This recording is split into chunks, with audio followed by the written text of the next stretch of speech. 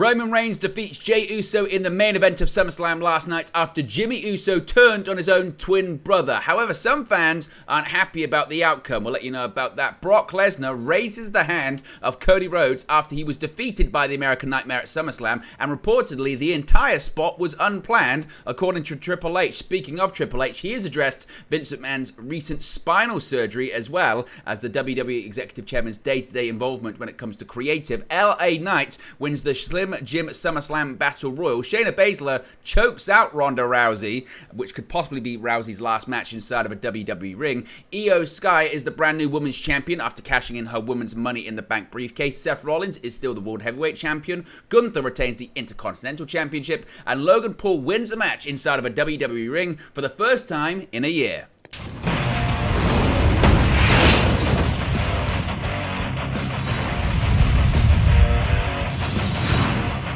Hey guys, welcome back to Wrestling News 365. Hope everyone is doing very well. As always, plenty of news stories to get into in the world of World Wrestling Entertainment. Let's start off talking about the main event of SummerSlam last night, and almost 3 years after their iconic I Quit Hell in a Cell match during the pandemic. The story between Roman Reigns and Jey Uso continued in the main event of SummerSlam. And the latest twist saw Jimmy Uso turn heel and cost his twin brother the undisputed WWE Universal Championship.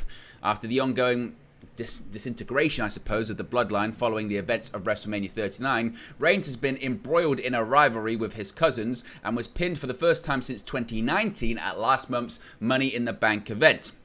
After a very slow start on Saturday night in Detroit, which has become the trademark for Reigns' title defenses, the foreign objects were introduced as Jey set up a table and Reigns began to bludgeon the challenger with a kendo stick. Uso turned the tables, however, mounting some offense and landing a super kick and splash combination for a near fall. Reigns hit a powerbomb onto a stack of steel chairs but could only garner a 2 count before both men went crashing through a table at ringside from a Samoan drop. Reigns and Uso would then take the action into the crowd, which led to the expected interference from Solo Sikoa, who put his older brother through a table and dragged his lifeless body back into the ring. Reigns inadvertently speared Sikoa, which allowed Jey to capitalize for a spear of his own and a 2 count, just as it looked as though Jey was set to earn his first singles title. However, Jimmy pulled him out of the ring and Reigns speared the challenger through the table in the corner to emerge victorious. Now, the conclusion of this year's WWE SummerSlam left a sour taste in the mouth of many fans, with the shocking heel turn from Jimmy Uso to his twin brother Jey, leading to another successful undisputed WWE Universal title defense for Roman Reigns. Paul Heyman's influence on the storyline has also been a vital cog in the wheel, and his colourful response to a question at the SummerSlam press conference regarding what he will do after the bloodline completely disbands proves there are plenty of miles left in the story. He said, quote, "I don't know. What will you do when the Earth blows up and we all live on Mars because of Elon Musk? Case in point, bottom of the third, and you're asking questions," a bemused Heyman said. "The bloodline disbands, we're there already, that's it. There's no more stories to tell. We already know why Jimmy did what Jimmy did. We already know what's going on between Solo and Roman Reigns. We already know where the wise man Paul Heyman stands. We'll do it all on Friday. Calm down a little with the progression of the storyline. We've been doing this for 3 years, and not once since I've heard a credible person say it's been dragging on," end quote. Now, Heyman went on to say that they continue to explore different layers of each character involved, which has kept the storyline fresh and made it unpredictable. As such, there are plenty of avenues that WWE can explore with the group. The ongoing dramas with Reigns, Sikoa, and the Usos have produced consistent television ratings and record gates at live events, but the longest reigning champion of the modern era has only defended his bout at one televised event since defeating Cody Rhodes at WrestleMania 39, and at this stage, Reigns is not advertised for Payback next month in Pittsburgh, Pennsylvania, and it appears that he's unlikely to defend his title anytime soon. Obviously, as I mentioned, it garnered a strong reaction online when it came to the finish of the match last night. What were your thoughts on Jimmy turning on Jey? Is this the moment where the bloodline jumped the shark? Does this make no sense? Did it make sense to you? Can you see where they're going? And do you agree with Paul Heyman that there are still plenty of chapters to be told when it comes to the bloodline saga? Let me know your thoughts, as always, in the comment section below. Now, Brock Lesnar was defeated by Cody Rhodes last night. The saga has ended between the two, but it's what happened after the match that's getting a lot of people talking. As I mentioned, the saga has ended between Cody Rhodes and Brock Lesnar, with Rhodes coming out victorious and Lesnar even raising Cody's hand in the middle of the ring after their SummerSlam rubber match. In his first SummerSlam appearance in 8 years, Rhodes got the jump on Lesnar, but was immediately taken to Suplex City. The story of the match quickly became whether Rhodes would even survive, as Lesnar suplexed him multiple times, screaming at him, "Only going to get worse and you have to save yourself." On several occasions, Lesnar threw Rhodes out of the ring and tried to get a count-out victory, but Cody continually beat the count. At one point in the match, Lesnar got out of the ring, seemingly done playing games, and hit an F5 on Rhodes, sending him crashing through the announce table, but after another sudden surge of energy, Rhodes beat the count at 9. Rhodes eventually did mount a comeback, exposing a turnbuckle, and later hit Lesnar with the steel steps, despite the match never officially being declared as a no disqualification match, which confused a lot of people. Lesnar was able to get him into a Kimura lock in the center of the ring, but Rhodes got to the ropes and eventually locked in a Kimura lock of his own. Then, in a final rallying effort, Rhodes countered another F5 from Lesnar, hitting multiple crossroad maneuvers and getting the victory. After the third crossroads, as I mentioned, Rhodes pinned Lesnar for the 3 count and the victory. And after the match, in a sign of respect that nobody expected, the men butted heads and embraced, with Lesnar even raising Rhodes' arm multiple times in the ring before exiting the squared circle. Now, as I mentioned, certainly that moment left people stunned, and Triple H has said that this surprise moment at SummerSlam was, quote, completely unplanned, making mention in the post-SummerSlam press conference about the surprising moment of acknowledgement of respect between Brock Lesnar and Cody Rhodes at last night's event. Triple H had an interesting tidbit to share. Describing the moment as, quote, completely unplanned, Triple H said that it made sense if Cody hadn't had time to process the moment just yet. It was a surprise to him as well, adding that knowing Lesnar the way he does, he felt the moment was a true holy shit moment. Cody Rhodes was able to pass the crucible of the beast Brock Lesnar at last night's SummerSlam, and for his troubles, he earned a handshake. In seemingly a sign of respect, Lesnar extended a handshake to Cody Rhodes after the match, which Rhodes managed to win. So apparently that whole moment was completely unplanned and unexpected. Triple H also spoke about Vince McMahon during the post-show press conference when Brandon Thurston from WrestleNomics asked WWE Chief Content Officer Paul Levesque about Vince McMahon's recovery from surgery as well as his involvement in creative. Levesque said, quote, "As far as the surgery goes, I'm not a doctor. I can't tell you how fast that recovery will be. If I'm a guessing man, I've seen Vince come back from some remarkable things way faster than anybody else I've ever seen do it. He still brags that he was back quicker from 2 quad tears at the same time than I was from 1. How long that is, I don't know." As far as contributions, at this point in time, if all of us didn't look at moments in time for counsel from him on thoughts or ideas, or if we had a question to go to him and ask, we'd be silly not to. Sitting next to somebody that knows more about this or has forgotten more about this than you'll ever know maybe, but is he day to day? No. Is he in it all the time? No. And if anybody has earned the right to be able to do that, it's him. Now, as I mentioned, Vince McMahon recently underwent major spinal surgery and is taking medical leave at this time. So, according to Triple H, the line from the WWE still is that Vince McMahon isn't involved on a day-to-day basis when it comes to creative. Do you believe him? We'll have to wait and see. Now, LA Knight got his big moment at SummerSlam last night, overcoming 24 adversaries. LA Knight sent the Detroit crowd into a frenzy, claiming victory in the Slim Jim Battle Royal by clotheslining Sheamus over the top rope.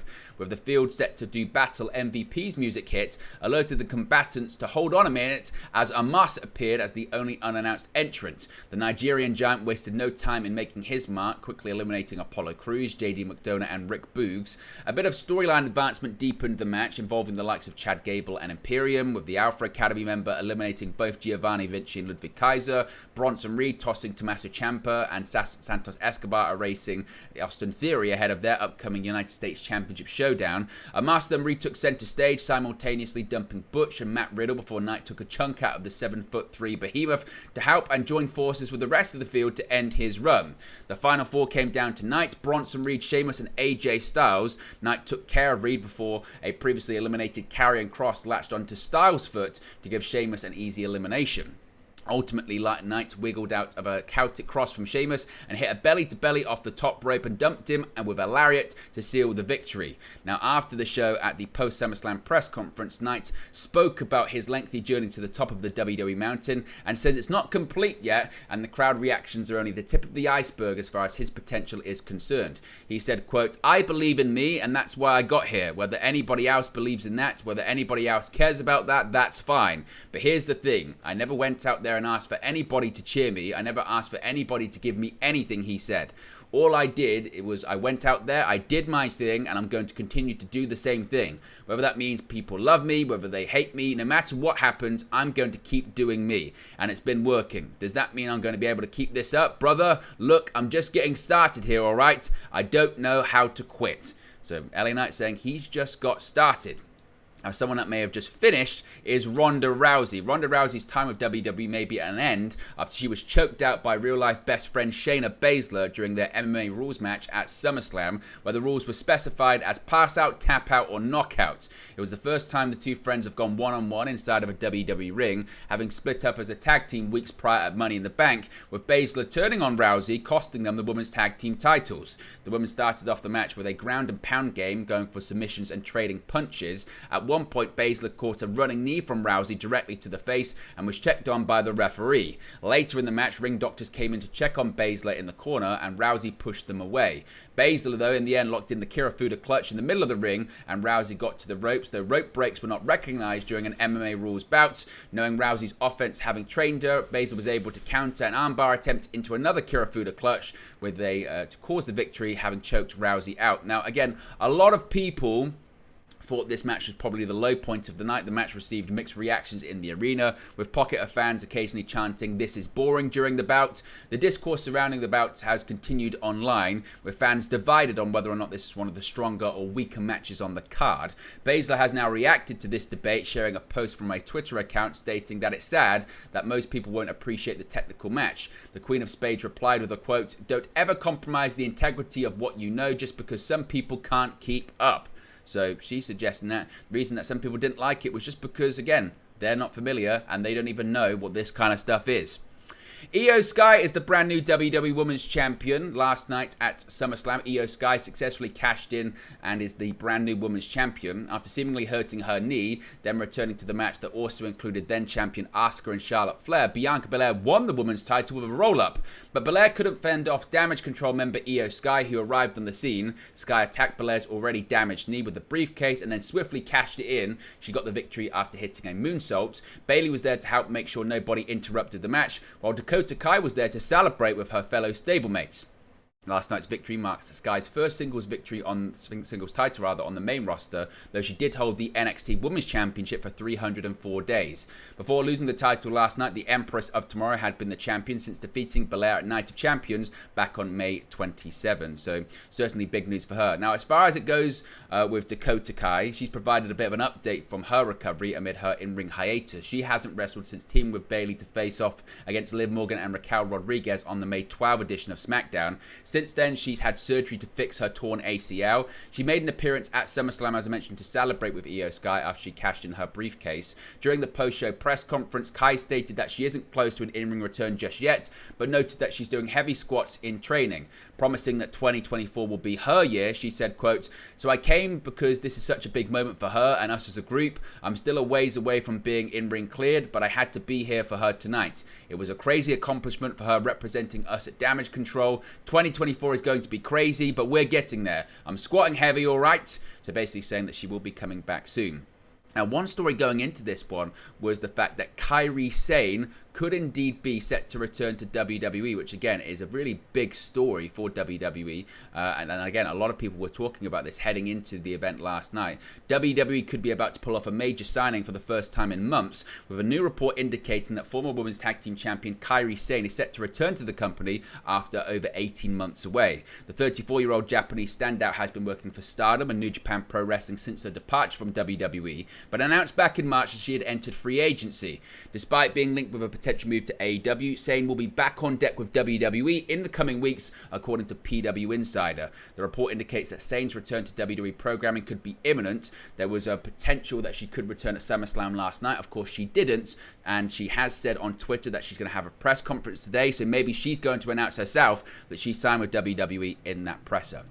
Seth Rollins is still the World Heavyweight Champion despite some shenanigans from the Judgment Day. Seth Rollins retained the World Heavyweight Championship in his SummerSlam match against Finn Balor, despite the Judgment Day's best efforts to come to Balor's aid. Balor came out to the ring initially without the Judgment Day, with 7 written on his surgically repaired shoulder, the shoulder that Rollins injured 7 years ago at SummerSlam, causing Balor to relinquish the title the next night on Raw. Rollins also came out playing mind games, wearing the exact same ring vest he wore the night he injured Finn Balor.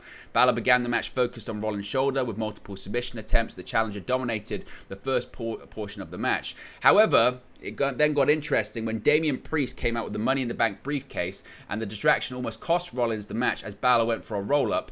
Priest brought out Dominic Mysterio and Rhea Ripley, who came out through the crowd to further distract Rollins. Priest attempted to hand Balor the briefcase to seemingly hit Rollins with it, but he caused a confusion.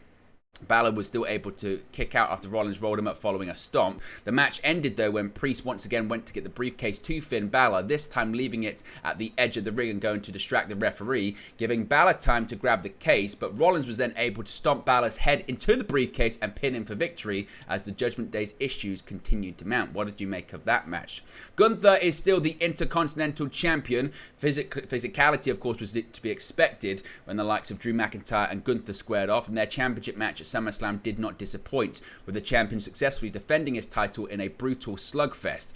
It was a return engagement for 2 out of the 3 opponents from WrestleMania's triple threat Intercontinental battle, with chops, slams, drop kicks, and claymores telling the tale. McIntyre's downfall, though, came after being tossed off the turnbuckle and he was caught on the top rope between the legs, followed by a splash from the champion and a stacked powerbomb for the 1-2-3.